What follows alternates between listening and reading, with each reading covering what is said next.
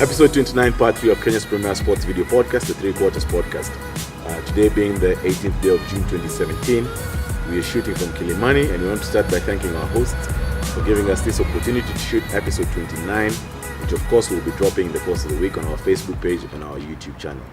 We start by thanking the fans, the followers, the viewers, the subscribers, wapenzi watazamaji, for taking your time every week to watch an episode of the Three Quarters podcast.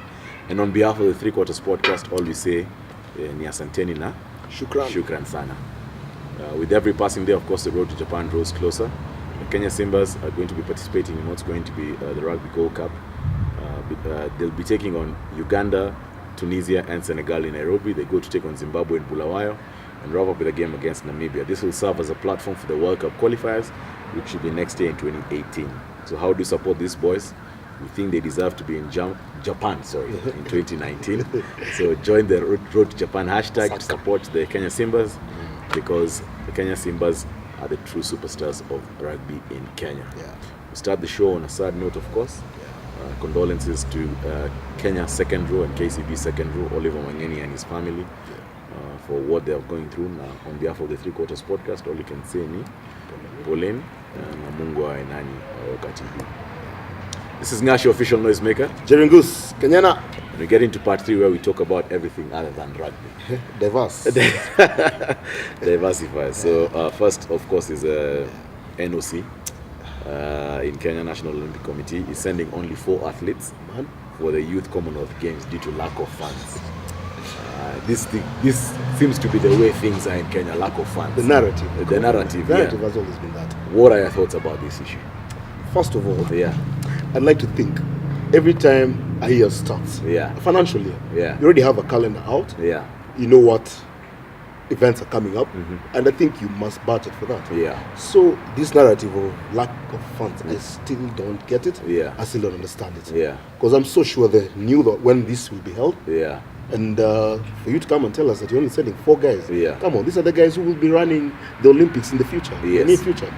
Take them, let them have that experience. It's really sad that this is happening. But then the question I ask is, and why aren't these guys taken to task? Because if there is lack of funds, then clearly there's misappropriation of funds.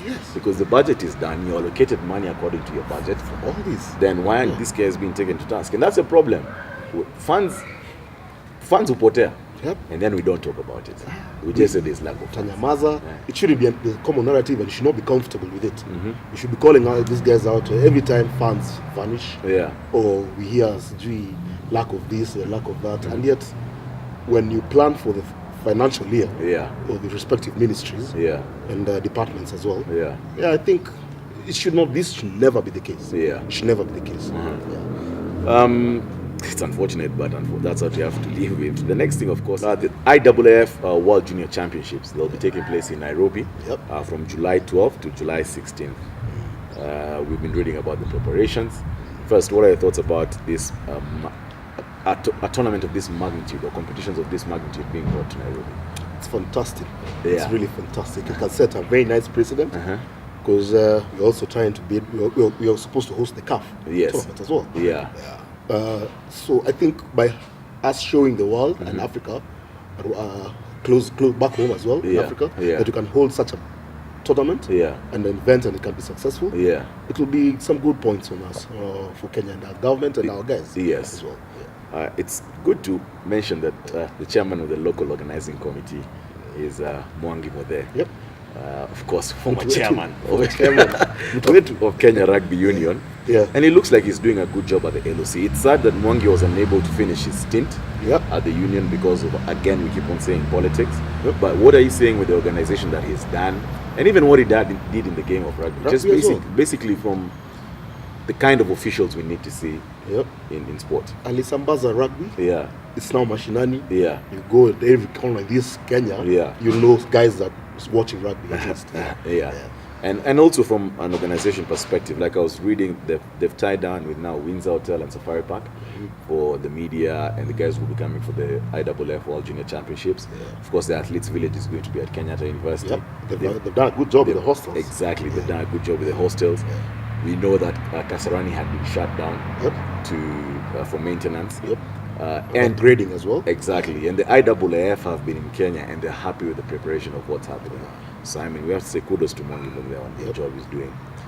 Kama unasikia tafadhali rudi rugby. He had a very nice team. Yes, that's true. From local matters, we go to the next topic, which is the NBA Finals. The NBA Finals were concluded. You remember we said in episode 28 that by the time we're shooting episode 29, we'll know what could happened. have been. It could have been decided. Yeah. Golden State Warriors winning 4-1. Yeah. Game 5. What are your thoughts on what happened? Well, it was expected that Golden State would win. Yes.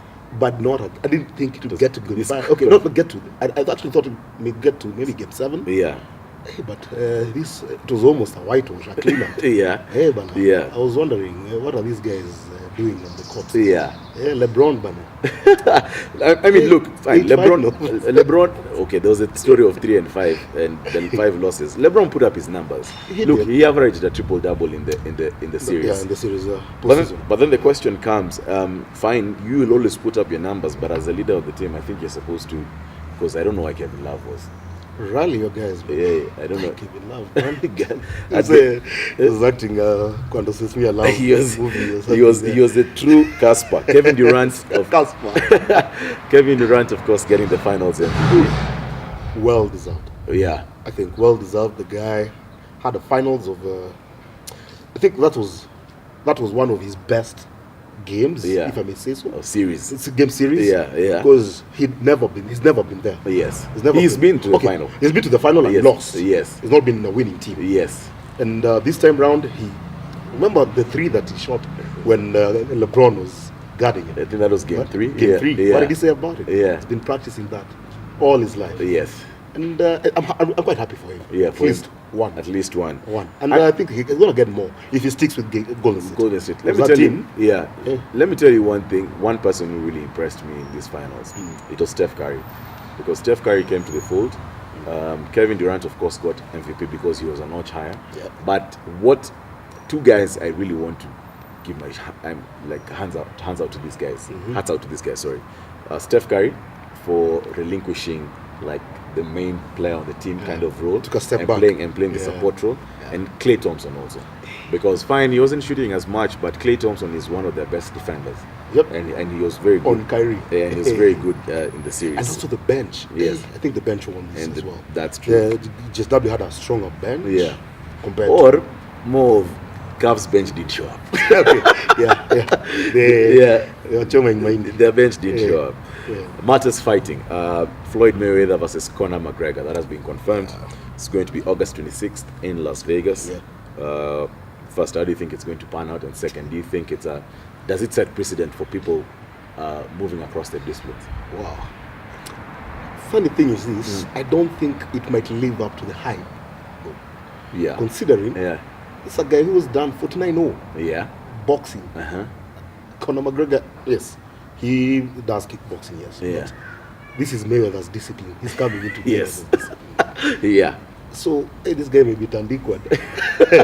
Just go chill with some pillow talk. Itakuwa dondi.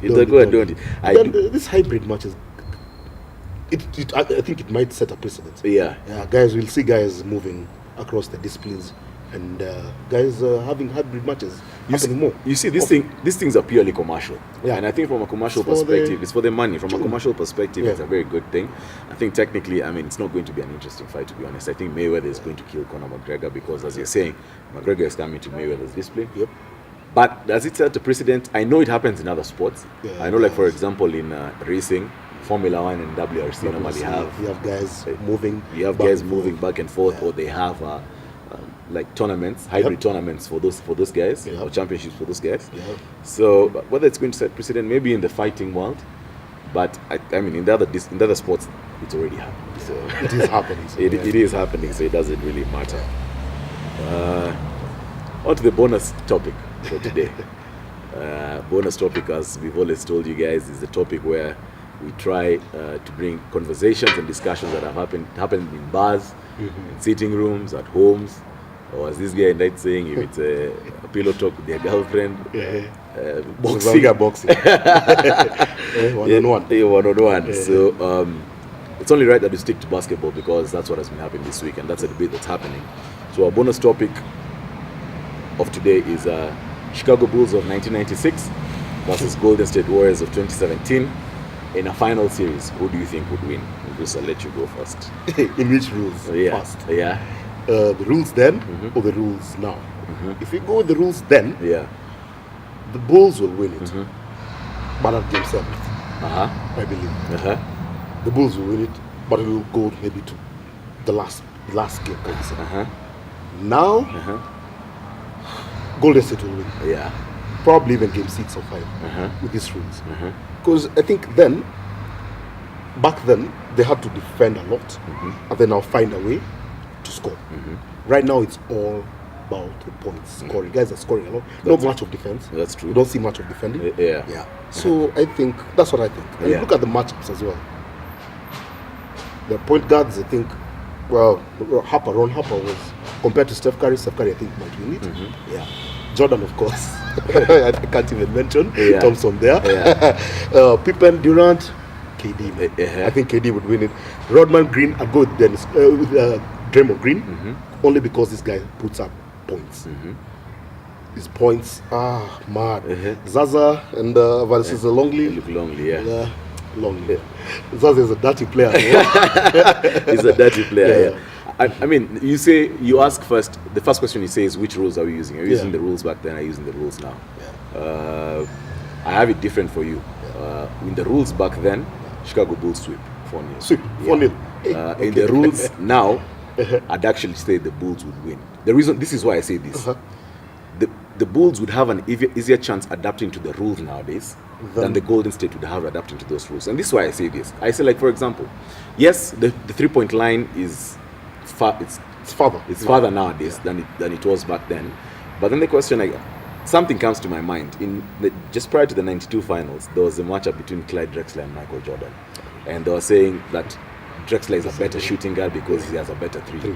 What did Jordan do in game 1? He dropped 6 in the first half. And he said, yes, he's a better 3-point shooting guard than I choose to be. So it's not that they couldn't do, if they needed to focus on the threes, they would actually do that. It's just that the way the game was back then, it was about driving to the bucket more than it was about perimeter basketball. That's the first thing. I have a couple of reasons. That's the first thing. Now, there are 3 guys we're not talking about, and this is from the defense angle. You have Ron Harper, and you have the architects of the Doberman defense, Scottie Pippen and Michael Jordan. That's like having 3 Kawhi Leonards on your team. You have not even brought in Dennis Rodman. That's like having 3 Kawhi Leonards on your team. So, from the defensive angle, and even as you're doing the matchups, you have Steph Curry. Yes, Steph Curry is good offensively, but Ron Harper is an excellent defender. Yeah, better than Curry. Better than Curry. Michael Jordan and Klay Thompson don't even compare. Scottie Pippen and Kevin Durant. Kevin Durant is very good offensively, but you also his defense is quite good though. It is, but in terms of defense, you're comparing to Scottie Pippen's defense. I'm not saying his offense. His defense, that's another thing. Draymond Green versus Dennis Rodman. I choose Rodman because of one thing. Two things: his defense and his rebounding. Draymond rebounds, man. Fine, but Rodman is actually a better. He's considered in the levels of Will Chamberlain and Bill Russell in terms of rebounding. That guy could dominate a game only on rebounding. Luke Longley, Zaza Pachulia. I'd actually go with Zaza because Zaza is brass. But anyway, now there's the issue of the bench. You have Tony Kukoc, you have Judd Butler, you have Steve Kerr on the bench, the most accurate 3-point shooter in the history of the NBA on the bench. Compare the bench of the Bulls to the bench of Golden State. I don't know. Then, and the most important point is Michael Jordan. Okay, MJ can be a... MJ will uplift you guys. But anyway, that's a debate. That's a debate. That's how us guys think. That's how I think it would be. You have given your opinion. Everyone is entitled to opinions.